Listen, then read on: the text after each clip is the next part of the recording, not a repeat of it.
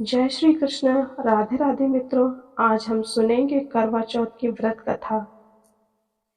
बहुत समय पहले की बात है। एक साहूकार के 7 बेटे और उनकी एक बहन हुआ करती थी। सभी सातों भाई अपनी बहन से बहुत प्यार करते थे, यहाँ तक कि वे पहले उसे खाना खिलाते और बाद में स्वयं खाते थे। एक बार उनकी बहन ससुराल से मायके आई हुई थी।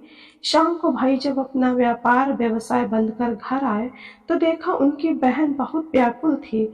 सभी भाई खाना खाने बैठे और अपनी बहन से भी खाने को आग्रह करने लगे, लेकिन बहन ने बताया कि उसका आज करवा चौथ का निर्जल व्रत है और वह खाना सिर्फ चंद्रमा को अर्घ देकर ही खा सकती है। चूंकि चंद्रमा अभी तक नहीं निकला है, इसलिए वह भूख प्यास से व्याकुल हो उठी। सबसे छोटे भाई को अपनी बहन की हालत देखी नहीं जाती और वह दूर पीपल के पेड़ पर एक दीपक जलाकर चलनी की ओट में रख देता है। दूर से देखने पर वह ऐसा प्रतीत होता है कि जैसे चतुर्थी का चांद उदित हो रहा हो। इसके बाद भाई अपनी बहन को बताता है कि चांद निकल आया, तुम उसे अर्घ देने के बाद भोजन कर सकती हो। बहन खुशी के मारे सीढ़ियों पर चढ़कर चांद को देखती है, उसे अर्घ देकर खाना खाने बैठ जाती है। पहला टुकड़ा मुंह में डालती है तो उसे छींक आ जाती है, दूसरा टुकड़ा मुंह में डालती है तो उसे में बाल निकल आता है, और जैसे ही तीसरा टुकड़ा मुंह में डालने की कोशिश करती है तो उसके पति की मृत्यु का समाचार उसे मिलता है। वो बौखला जाती है। उसकी भाभी उसे सच्चाई से अवगत कराती हैं। उसके साथ ऐसा क्यों हुआ? करवा चौथ का व्रत गलत तरीके से टूटने के कारण देवता उससे नाराज हो गए हैं और उन्होंने ऐसा किया। सच्चाई जानने के बाद करवा निश्चय करती है कि वह अपने पति का अंतिम संस्कार नहीं होने देगी और अपने सतीत्व से उन्हें पुनर्जीवन दिलाकर रहेगी। वह पूरे 1 साल तक अपने पति के सबके पास बैठी रहती है, उसकी देखभाल करती है, उसके ऊपर उगने वाली सुई नुमा घास को वह एकत्रित करती जाती है।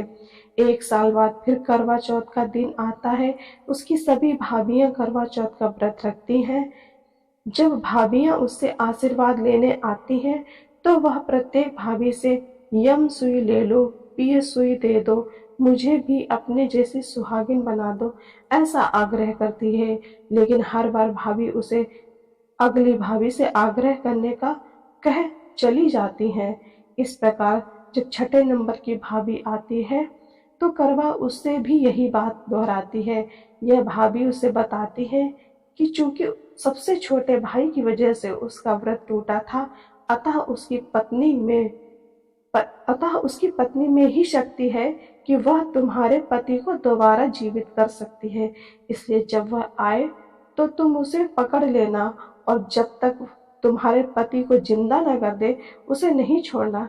ऐसा कहकर वह चली जाती है। सबसे अंत में छोटी भाभी आती है।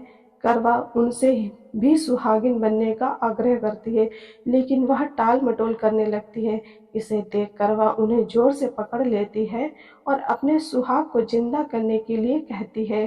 भाभी उससे छुड़ाने के लिए बहुत मना करती हैं, कसोटती हैं, लेकिन वह करवा नहीं छोड़ती। अंत में उसकी तपस्या को देख भाभी पसीज जाती हैं और अपनी छोटी अंगुली को चीरकर उसमें से अमृत उसके पति के मुंह में डाल देती हैं। करवा का पति तुरंत श्री गणेश कहता हुआ जीवित हो उठता है। इस प्रकार प्रभु कृपा से उसकी छोटी भाभी के माध्यम से करवा को अपना सुहाग वापस मिल गया। हे श्री गणेश, माँ गौरी, जिस प्रकार करवा को चिर सुहागन का वरदान आपसे मिला है, वैसा ही सब सुहागिनों को मिले। जय करवा चौथ माता।